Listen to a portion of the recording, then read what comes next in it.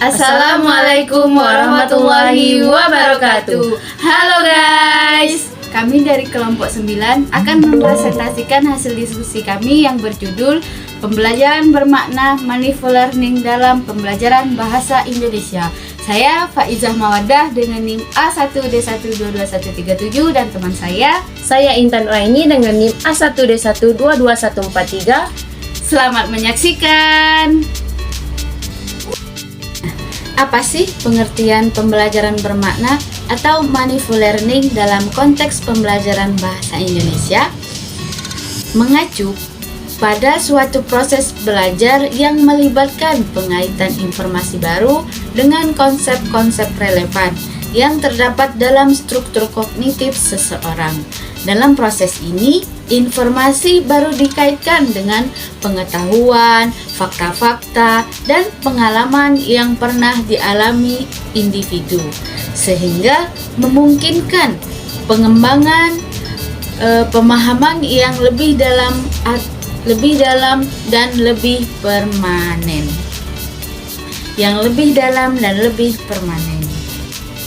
Nah, selanjutnya itu ada strategi penerapan metode pembelajaran bermakna yang merujuk pada kurikulum dan buku ajar di SD. Apa saja sih? Yang pertama itu ada strategi pembelajaran langsung atau direct interaction. Strategi ini berfokus pada peran guru sebagai pengajar yang membagikan informasi secara eksplisit. Guru menggunakan metode ceramah, pertanyaan didaktik, pengajaran eksplisit, praktek, dan pelatihan, serta demonstrasi untuk mengajarkan materi. Strategi langsung efektif digunakan untuk memperluas informasi atau mengembangkan keterampilan langkah demi. Dan yang kedua itu ada pembelajaran tidak langsung atau indirect interaction. Strategi ini memperlihatkan bentuk keterlibatan siswa yang tinggi dalam melakukan observasi, penyelidikan, pengembaraan inferensi berdasarkan data atau pembentukan hipotesis. Nah, pembelajaran interaktif belajar mandiri, belajar melalui pengalaman pembelajaran seperti yang dijelaskan dalam artikel Saskatchewan Educational tahun 1991 memungkinkan siswa untuk secara aktif terlibat dalam proses pembelajaran dan secara aktif membantu siswa dalam menafsirkan persoalan. Dan yang ketiga ada pembelajaran intelektual atau contextual teaching and learning. Strategi ini berfokus pada penggunaan situasi yang relevan dan berhubungan dengan kehidupan sehari-hari siswa. Dengan demikian, siswa dapat menerapkan materi yang mereka pelajari di sekolah ke dalam kehidupan sehari-hari. Strategi ini sangat cocok diterapkan untuk menguatkan karakter siswa seperti tanggung jawab, kerjasama, disiplin, komitmen, percaya diri, jujur, dan menghargai pendapat orang lain, dan kemampuan mengendalikan diri mereka untuk kehidupan sehari-hari. Strategi yang keempat, strategi pembelajaran meningkatkan kemampuan berpikir. Strategi ini berfokus pada pengembangan kemampuan berpikir siswa. Dengan strategi ini, daya berpikir siswa akan lebih terlatih dalam menyelesaikan permasalahan-permasalahan yang ditemukan dalam kehidupan sehari-hari. Strategi ini membantu siswa agar lebih siap dalam menghadapi setiap permasalahan. Selanjutnya itu ada strategi yang kelima, strategi pembelajaran efektif.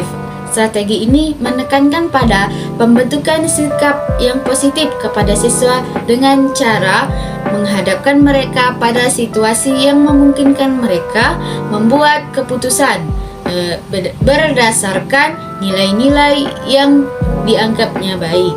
Strategi ini sangat cocok diterapkan untuk menguatkan karakter siswa seperti tanggung jawab, kerjasama, disiplin, komitmen, percaya diri, jujur, dan menghargai pendapat orang lain. Dalam kemampuan mengendalikan diri.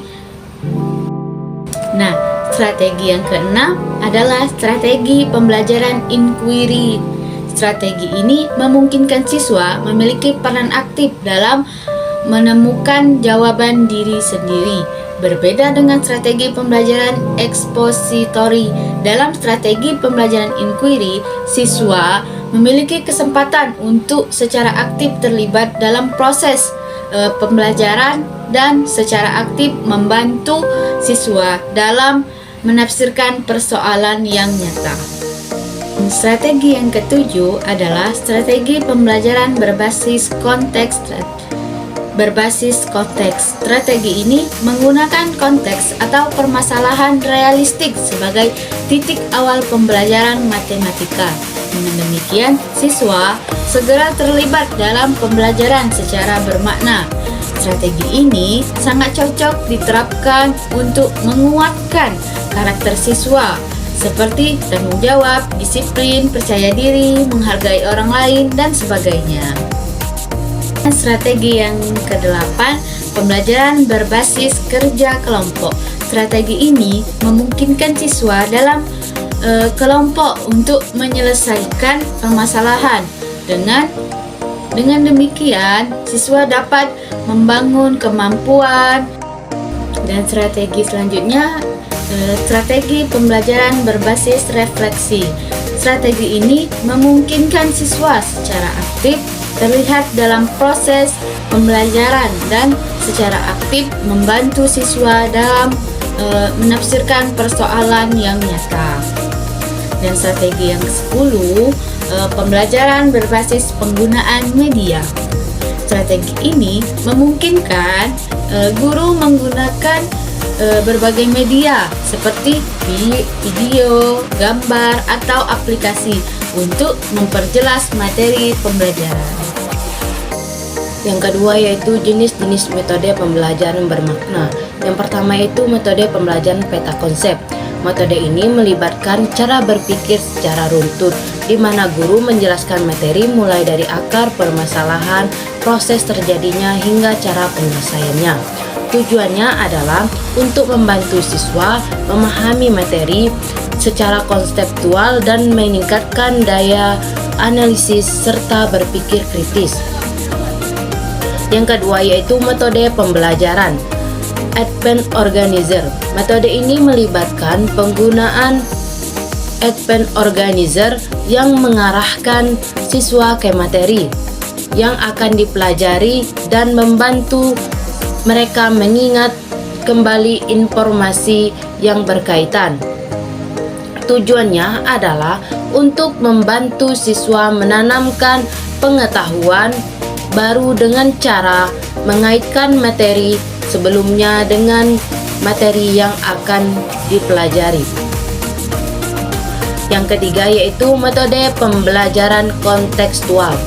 Nah, metode ini mengaitkan konten mata pelajaran dengan situasi dunia nyata, memotivasi siswa untuk membuat hubungan antara pengetahuan dan penerapannya di dalam kehidupan nyata. Yang keempat yaitu metode pembelajaran berbasis masalah. Metode ini menggunakan pendekatan pembelajaran yang berbasis masalah autentik sehingga siswa dapat menyusun pengetahuannya sendiri dan menumbuhkan keterampilannya. Nah, ciri-ciri dari model ini adalah menggunakan masalah kehidupan nyata sebagai sesuatu yang akan dipelajari. Selanjutnya yaitu yang kelima, metode pembelajaran kooperatif. Nah, metode ini melibatkan siswa dalam kelompok-kelompok untuk bekerja sama dalam belajar dan menumbuhkan keterampilan. Model ini berfokus pada penggunaan kelompok siswa untuk bekerja sama dalam pencapaian tujuan pembelajaran. Yang keenam yaitu metode pembelajaran berbasis proyek. Metode ini menggunakan proyek sebagai media proses kegiatan. Model ini menekankan pada aktivitas-aktivitas siswa dalam menghasilkan suatu produk dengan menerapkan pengetahuan yang dipelajari. Yang ketujuh yaitu metode pembelajaran langsung. Nah, metode ini melibatkan teknik pembelajaran yang menggunakan metode ceramah, demonstrasi, tanya jawab yang melibatkan seluruh kelas. Model ini merujuk kepada teknik pembelajaran yang langsung, mentransformasikan informasi atau keterampilan secara lengkap. Yang kedelapan yaitu metode pembelajaran berbasis kasus. Metode ini memanfaatkan suatu kasus yang dapat memberikan pembelajaran yang bermakna untuk siswa. Guru akan memberikan suatu kasus yang relevan dengan materi yang akan dipelajari, sehingga siswa dapat mengaplikasikan pengetahuan yang dipelajari. Sekian dari kami, kurang dan lebihnya kami mohon maaf. Wassalamualaikum warahmatullahi wabarakatuh.